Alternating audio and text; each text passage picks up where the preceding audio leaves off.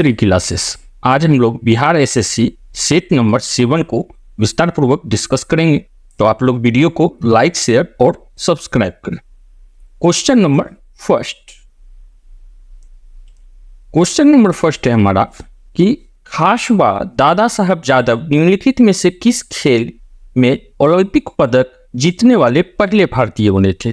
तो ओलंपिक पदक देखिए, ओलंपिक खेल जो है यह भारत के आज़ादी से पहले से ही चल रहा है।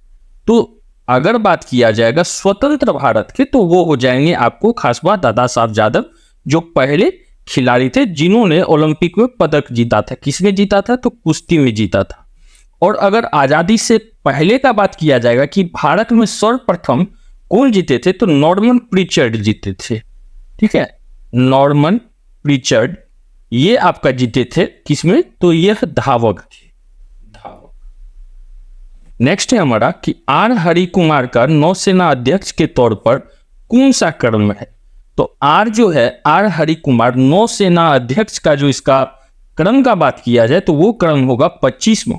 ठीक है, और अभी वर्तमान में नौसेना अध्यक्ष कौन है? तो आर हरि कुमार ही हैं। और वायु सेना अध्यक्ष हैं आपका वी आर चौधरी। ठीक है, नेक्स्ट हम लोग देखेंगे लखनऊ में आयोजित सैयद मोदी भारतीय अंतर्राष्ट्रीय टूर्नामेंट 2023 खिताब के पुरुष एकल विजेता कौन बने हैं। तो इसमें बने हैं पुरुष एकल विजेता ची यू जेन अर्थात चीनी ताइपे, ऑप्शन डी।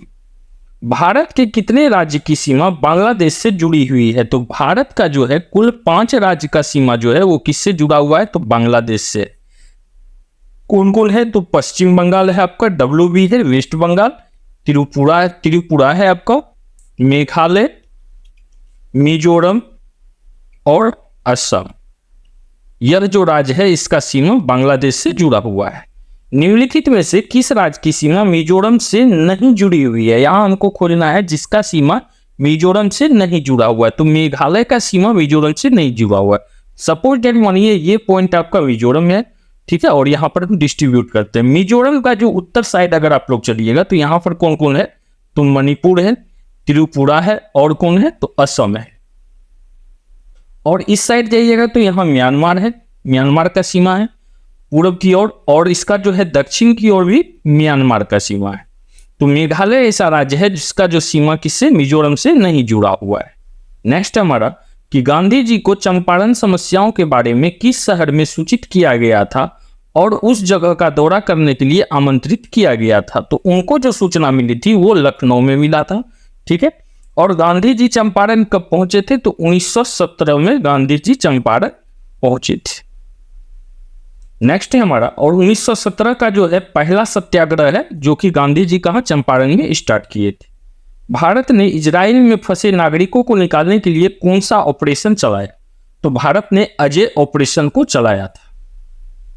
नेक्स्ट है हमारा कि भारत का पहला AI स्कूल कहाँ लॉन्च किया गया है। तो भारत का पहला AI स्कूल जो है केरल के तिरुअनंतपुरम में लॉन्च किया गया है।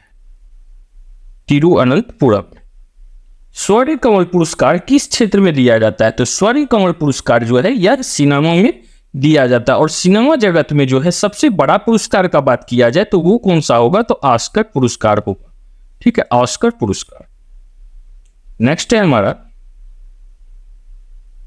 निम्नलिखित में से किसे प्रथम गांधी शांति पुरस्कार प्रदान किया गया था? तो प्रथम गांधी शांति पुरस्कार जो है यह डॉक्टर जूलियस नायरे को प्रदान किया गया था। जो क्या थे? तो यह तांजानिया के प्रथम राष्ट्रपति थे।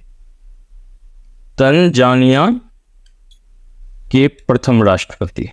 ठीक है, राष्ट्रपति। नेक्स्ट है हमारा कि प्रसिद्ध पुस्तक a better India a better world के लेखक कौन है? तो इनके लेखक है NR नारायण मूर्ति, ऑप्शन सी। नेक्स्ट देखेंगे हम लोग कि ओलंपिक के आदर्श वाक्य में शामिल शब्द। तो ओलंपिक के जो आदर्श वाक्य हैं इसमें जो शामिल शब्द हैं वो कौन से हैं? तो उसमें सीटियस, ऑल्टियस और फोल्टियस, यह तीनों शब्द जो है इसमें शामिल हैं, अर्थात ऑप्शन डी।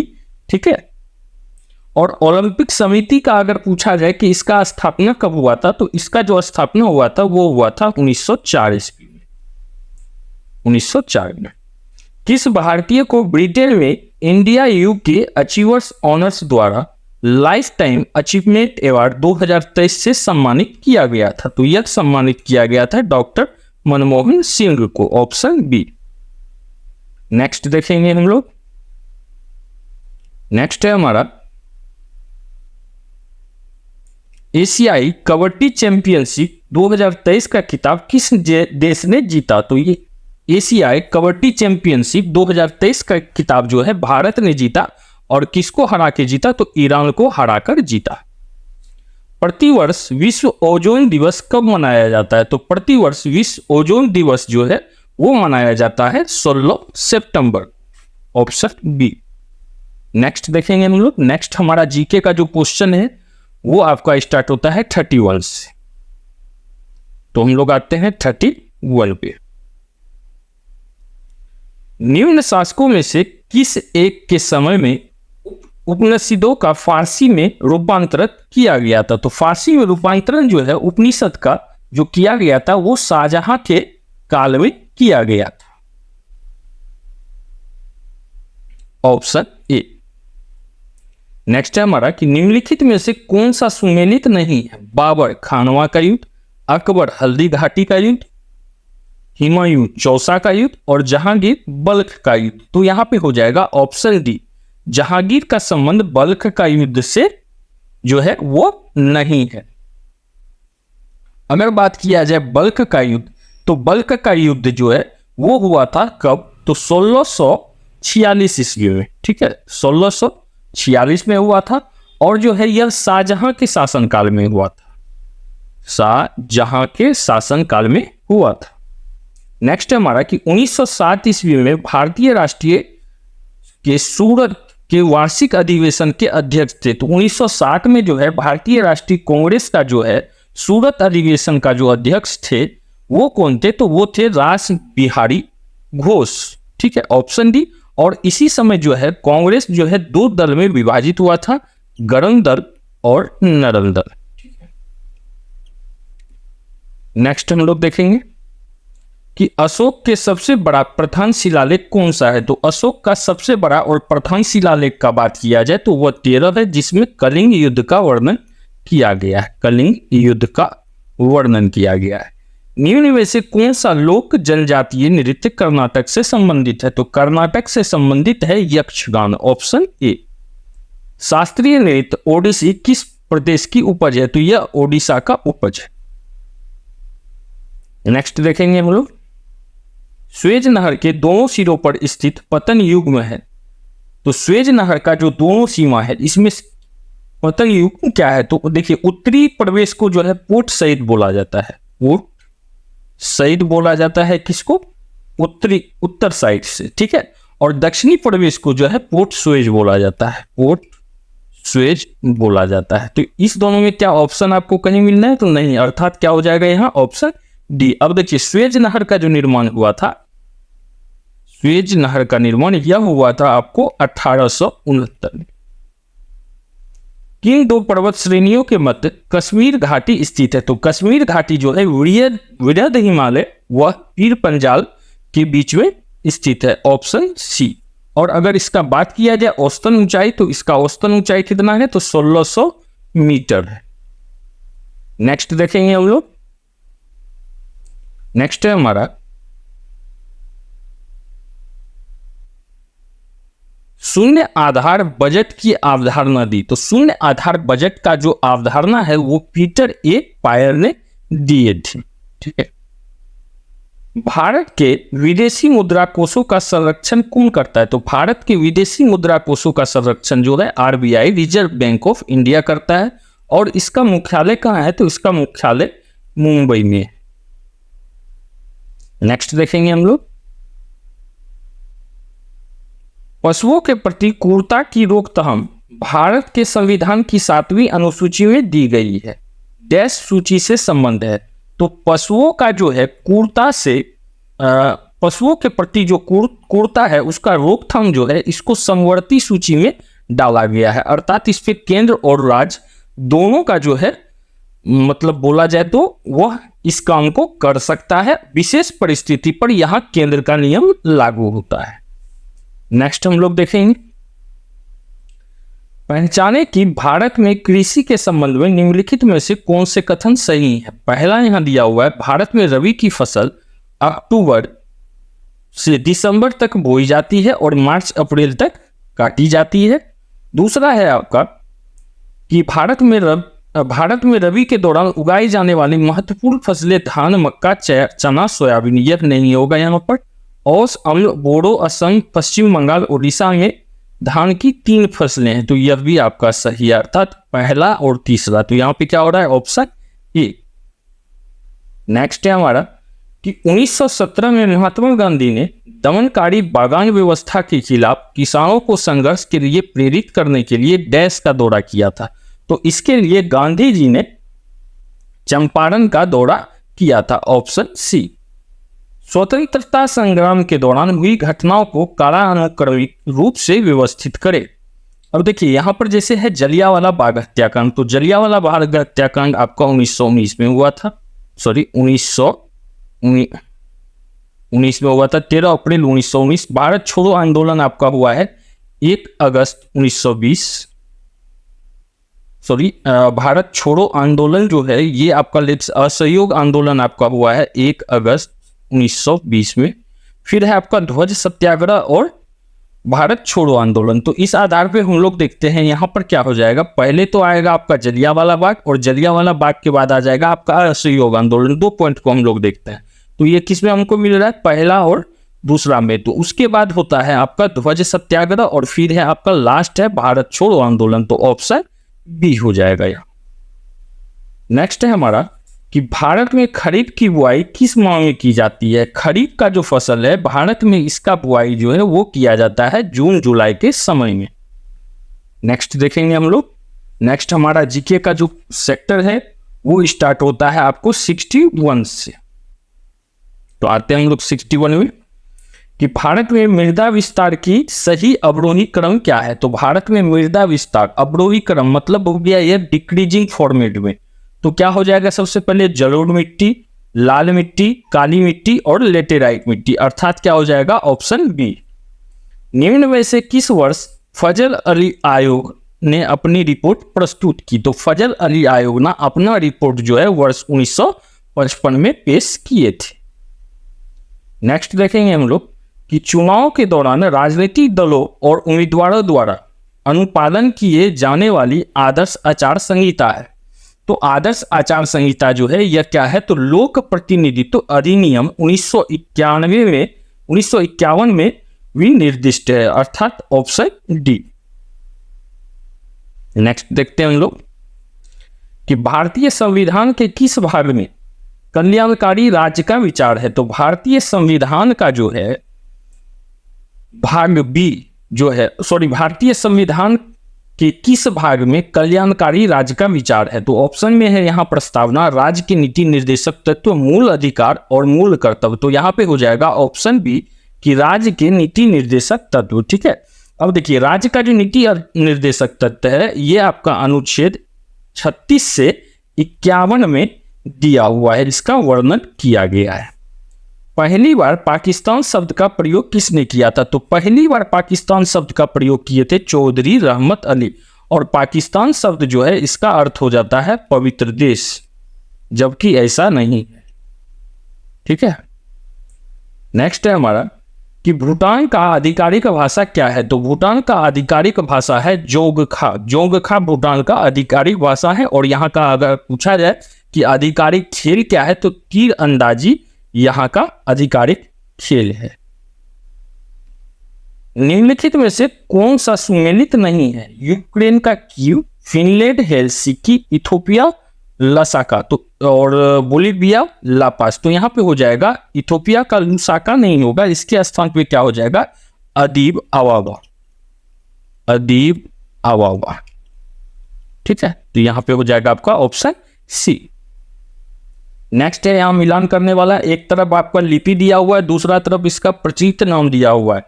तो सिंधु लिपि, सिंधु लिपि को हम लोग हड़प्पा लिपि के नाम से भी जानते हैं, तो यहां से हम लोग मिला देते हैं 1 का 4। तो यहाँ पे क्या देख रहे हैं, 1 का 4 आपका 2 ऑप्शन में है, ए और सी में है। दूसरा है मलयालम लिपि। मलयालम लिपि को जो है यह केराली लिपि के नाम से भी जाना जाता है। तो दूसरा हो रहा है आपका 4 का 3, तो ऑप्शन यहाँ पे क्या हो जाएगा, ऑप्शन ए। तीसरा में देखिए तेलुगु वो कन्नड़। तो तेलुगु वो कन्नड़ इसका नाम से ही स्पष्ट होता है ये कहाँ का है, तो आंध्रा का लिपि है। तो मैथिली कहाँ का हो जाएगा, तिरहुता लिपि में चला जाएगा। ठीक है, नेक्स्ट है हमारा अयमानम। भारत का प्रथम डिजिटल पंचायत वार्ड है, यह किस राज्य में स्थित है, तो यह स्थित है आपका केरल में, ऑप्शन ए। अभी एआई का जो बात किया गया था वो भी कहाँ था, तो केरल के तिरुवनंतपुरम में लॉन्च किया गया है। भारत में पंचायती राज व्यवस्था का शिल्पी किसे कहा जाता है, तो भारत में पंचायती राज विषय का जो शिल्पी बोला जाता है वो बी.आर. मेहता को कहा जाता है। त्रिस्तरीय पंचायती राज का जो है यही किए थे, बी.आर. मेहता ने किए थे। जीवन की भौतिक गुणवत्ता सूचकांक PQLI किसके द्वारा विकसित किया गया है, तो यह विकसित किया गया है मोरिस डी मोरिस के द्वारा, ऑप्शन ए। नेक्स्ट देखेंगे हम लोग, नेक्स्ट है हमारा 72 से ही स्टार्ट होगा।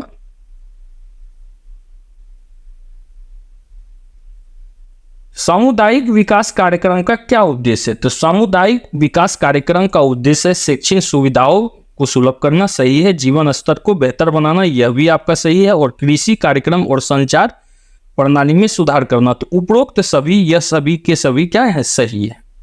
नेक्स्ट है हमारा कि राष्ट्रीय विकास परिषद इसके विषय में हम लोग जानते हैं क्या है, पंचवर्षीय योजना को समान प्रारूप तैयार करती है, पंचवर्षीय योजना का क्रियान्वयन की देखरेख करती है, राष्ट्रीय योजनाओं की समीक्षा करती है। तो यहाँ पे हो जाएगा ऑप्शन सी कि राष्ट्रीय योजनाओं की समीक्षा करती है। ठीक है, और राष्ट्रीय विकास परिषद का जो स्थापना हुआ था यह कब हुआ था, तो 6 अगस्त 1952 में हुआ था। ठीक है, और इसके अध्यक्ष होते थे कौन, तो प्रधानमंत्री, यह भी ध्यान रखिए, इसके अध्यक्ष प्रधानमंत्री होते हैं। नेक्स्ट है हमारा कि किस सरकार में विधायिका, कार्यपालिका और न्यायपालिका तीनों सम्मिलित होते हैं, तो यह तीनों सम्मिलित होते हैं ग्राम सरकार में, विधायिका, कार्यपालिका और न्यायपालिका। तो यहां पे हो जाएगा ऑप्शन सी। 2 अक्टूबर 1952 की सामुदायिक विकास कार्यक्रम लागू होने के पूर्व 1948 में सर्वप्रथम किन 2 जिलों एक प्रायोगिक योजना शुरू किया गया था, तो यह किया गया था इटावा और गोरखपुर, जो कहाँ स्थित है, तो उत्तर प्रदेश में अर्थात यूपी में यह स्थित है। नेक्स्ट देखेंगे हम, तो नेक्स्ट हमारा जो जीके का सेक्टर है वो आपका स्टार्ट होगा 91 से।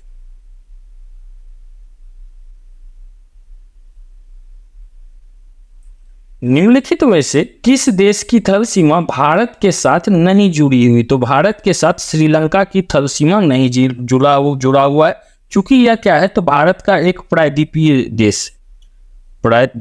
देश। ठीक है, मानस नदी निम्नलिखित में से किस पड़ोसी देश से भारत में सीधे प्रवेश करती है, तो मानस नदी जो है वो भूटान से भारत में सीधे प्रवेश करती है। ठीक है, और ये इसका उद्गम कहां से है, तो तिब्बत से निकलती है, इसको ध्यान रखिए। नेक्स्ट है हमारा कि भारतीय रुपये का नया मुद्रा प्रतीक आधिकारिक तौर पर किस वर्ष अपनाया गया था, तो यह अपनाया गया था 2010 ईस्वी में, ऑप्शन सी। संस्कृति और शिक्षा का अधिकार वर्णित है, तो संस्कृति और शिक्षा का अधिकार जो है आपका अनुच्छेद 29 और 30 में वर्णित है। फंडामेंटल राइट अर्थात मौलिक अधिकार में ये चीज आपको बताया गया था। साथ ही याद रखिए कि अनुच्छेद 12 से लेके 35 तक में क्या है आपका, ये फंडामेंटल राइट है, और ये काफी VVI है, तो इस पे आप अपना कमांड निश्चित बना के रखें, एक क्वेश्चन इससे बनेगा ही बनेगा। लोकसभा के प्रथम विपक्ष के नेता थे, तो विपक्ष का नेता अगर बात किया जाए तो कौन थे, तो राम सुभग सिंह थे, राम सुभग सिंह। उसी जगह अगर पूछा जाए कि लोकसभा का गठन जो है सर्वप्रथम कब हुआ था, तो यह हुआ था 1952 में हुआ था प्रथम लोकसभा का गठन। और साथ ही इसके जो उस समय के अध्यक्ष थे, मतलब उस समय वर्तमान के जो अध्यक्ष थे 1952 में, वो कौन थे, तो वासुदेव मावलंकर थे, वासुदेव मावलंकर। ठीक है, नेक्स्ट देखेंगे हम लोग कक्षा में सबसे पीछे बेंच पे बैठा हुआ कोई विद्यार्थी श्याम पट अर्थात बोर्ड पर लिखे अक्षरों को पढ़ सकता है, परंतु पाठ्य पुस्तक में लिखे अक्षरों को नहीं पढ़ पाता है। तो निम्नलिखित में से कौन सा प्रकथन सही है? तो इसमें जो है विद्यार्थी के नेत्र का निकट बिंदु उससे दूर हो गया है, तो पहला ही सही है इसका। ठीक है, नेक्स्ट देखेंगे हम लोग। नेक्स्ट है हमारा कि किस वैज्ञानिक ने सुझाव दिया है कि चुंबक को भी धारावाही चालक पर समान और विपरीत बल लगाना चाहिए? तो यह सिद्धांत दिए हैं मेरी एम्पेयर अर्थात आंद्रे मेरी एम्पेयर, ऑप्शन सी। उस तत्व का नाम बताइए जिसका इलेक्ट्रॉनिक विन्यास 2, 8 और 7 है। तो 2, 8 और 7 जो है यह इलेक्ट्रॉनिक विन्यास है क्लोरीन का, ऑप्शन सी। नेक्स्ट देखेंगे हम लोग। डैश उपयोगकर्ता का दूरस्थ ढंग से इंटरनेट के माध्यम से किसी अन्य कंप्यूटर टर्मिनलों के अभिगम की सुविधा प्रदान करता है? तो अभिगम का सुविधा प्रदान करता है टेलनेट, ऑप्शन ए। नेक्स्ट है हमारा कि यदि मटर के गोल तथा हरे रंग के बीच वाले पौधे आर आर वाई वाई और जोड़ीदार तथा पीले रंग के बीच वाले पौधे स्मॉल आर है और कैपिटल वाई के संस्करण कराया जाए तो F1 के बीज कैसे होंगे? तो F1 का जो अगर बीज का बात किया जाएगा तो वो बीज जो है आपका गोल और पीले होंगे, ऑप्शन ए। घरेलू साधित्रों को लघु पथन अथवा अति भारण से बचाने के लिए उपयोग किया जाने वाला सर्वाधिक महत्वपूर्ण सुरक्षा उपाय क्या है? तो सर्वाधिक महत्वपूर्ण सुरक्षा उपाय का बात किया जाए तो वो क्या है? फ्यूज का उपयोग किया जाता है। ठीक है, और फ्यूज जो है चूंकि फ्यूज किसका बना होता है? तो SN और PV का बना हुआ होता है। तो जैसे ही वोल्टेज बढ़ेगा तो ये क्या होता है? फ्यूज खत्म हो जाता है, मतलब बीच से टूट जाता है, जिस कारण से आपका रेस्ट जो है सारा चीज सिस्टम बच जाएगा। शुष्काशिरोक्रोप को मनुष्य के प्रकोप किस विटामिन की कमी से होता है? तो ये होता है विटामिन डी के कमी से। और विटामिन डी का जो रासायनिक नाम है तो वो क्या है? तो केसीफेरोल है, केसीफेरोल। नेक्स्ट देखेंगे हम लोग। नेक्स्ट है हमारा निम्नलिखित में से कौन सा तत्व अम्लीय ऑक्साइड बनाता है? तो अम्लीय ऑक्साइड जो बनाता है वो क्रमांक 7 वाला तत्व बनाता है। वायु का वेग संबंधित है, तो वायु का वेग किससे संबंधित है? तो द्रव प्रवणता से संबंधित है, ऑप्शन सी। नेक्स्ट है हमारा कि प्रकाश के 7 घटक रंगों का परिकिरणन की घटना की खोज 1666 में डैश द्वारा की गई थी। तो इनका खोज आइजैक न्यूटन के द्वारा किया गया था, ऑप्शन सी। नेक्स्ट देखेंगे। नेक्स्ट जो हमारा क्वेश्चन है वो आपका स्टार्ट होगा 121 के बाद। तो 121 पे हम लोग चलते हैं। एक पुष्प में लैंगिक जनन की परिघटनाओं का सही क्रम निम्नलिखित में से कौन सा है? तो सही क्रम का बात किया जाए तो परागन, निषेचन, भ्रूण और नवोत्थान, ये इसका जो है सही क्रम है, अर्थात ऑप्शन सी। नेक्स्ट है हमारा कि निम्नलिखित में से कौन सा विद्युत का कुचालक है? तो विद्युत का कुचालक एल्युमिनियम, तांबा, प्लास्टिक, चांदी दिया हुआ है, तो प्लास्टिक ही विद्युत का कुचालक है। दलदल एवं धान के खेत में इनमें से कौन सी गैस उत्सर्जित होती है? तो दलदल एवं धान का खेत में जो है मीथेन गैस उत्सर्जित होता है। निम्नलिखित में से किस विटामिन की कमी से घाव से अत्यधिक रक्तस्राव होता है? तो घाव से अत्यधिक रक्तस्राव जो है वो विटामिन के की कमी से होता है। नेक्स्ट देखेंगे हम लोग कि जंतुओं के किस समूह का नाम उसकी कांटेदार त्वचा के कारण रखा गया है और उसमें विशिष्ट जल संवहन नाल तंत्र पाया जाता है जो उसके चलन में सहायक है। तो यह किसमें है? तो यह इनोड मेटा से संबंधित है और इसमें जो है ज्यादातर जो जीव होते हैं वो कैसा होते हैं? तो वो समुद्री जीव होते हैं, समुद्री जंतु होते हैं, इसमें शामिल जितने भी हैं। ठीक है, समुद्री जंतु होते हैं। भू स्थिर कक्षा की ऊंचाई क्या है? तो भू स्थिर कक्षा की ऊंचाई है 35,786 किलोमीटर, अर्थात ऑप्शन सी। नेक्स्ट देखेंगे हम लोग कि फ्लाई ऐश प्रदूषण किसके द्वारा होता है? तो फ्लाई ऐश जो है यह थर्मल पावर प्लांट के द्वारा होता है, ऑप्शन सी। निम्नलिखित में से कौन सा आर्किमिडीज के सिद्धांत पर आधारित नहीं है? तो आर्किमिडीज के सिद्धांत पर आधारित जो है हवाई जहाज के पंखों का डिजाइन नहीं है, ऑप्शन बी। इलेक्ट्रोइंसुलिनोग्राम का प्रयोग किया जाता है, तो इसका जो प्रयोग किया जाता है वो एपिलेप्सी को पहचानने के लिए किया जाता है, जबकि फेफड़ों की बीमारी का जांच के लिए हृदय पेशियों की गति के जांच के लिए तो इसका प्रयोग किया जाता है ईसीजी का, और ये क्या है? ईईजी है। ठीक है, दोनों में डिफरेंस है। ईईजी जो है वो एपिलेप्सी की पहचान के लिए और ईसी जो है वो हृदय पेशियों की गति को जांचने के लिए। ठीक है, नेक्स्ट देखेंगे हम लोग कि परमाणु के केंद्र के चारों ओर इलेक्ट्रॉन बिना ऊर्जा खोए वृत्ताकार पथ पर घूमता है, यह किसने कहा? तो यह जो कथन है यह कहे थे बोहर ने, ऑप्शन ए। पौधों में इनमें से कौन सा पोषक तत्व मिट्टी से प्राप्त होता है? तो मिट्टी से प्राप्त होने वाला जो पोषक तत्व है वो कौन सा है? तो नाइट्रोजन है, ऑप्शन ए। नेक्स्ट और लास्ट क्वेश्चन है हमारा कि वह कार्बोहाइड्रेट जिनमें बढ़ते हुए क्रम में कार्बन परमाणु हैं, तो एरिथ्रोज, जाइलोज और मेनोज। ठीक है, ऑप्शन बी। इसी के साथ हम लोग सेट नंबर जो 7 है उसको विस्तार पूर्वक डिस्कस किए, तो आप लोग वीडियो को लाइक, शेयर और सब्सक्राइब करें। साथ ही जिन स्टूडेंट को आपको पीडीएफ चाहिए तो डिस्क्रिप्शन में टेलीग्राम का लिंक है, वहां से आप टेलीग्राम ज्वाइन करें और इसका पीडीएफ डाउनलोड कर सकते हैं। धन्यवाद, मिलते हैं नए सेट के साथ।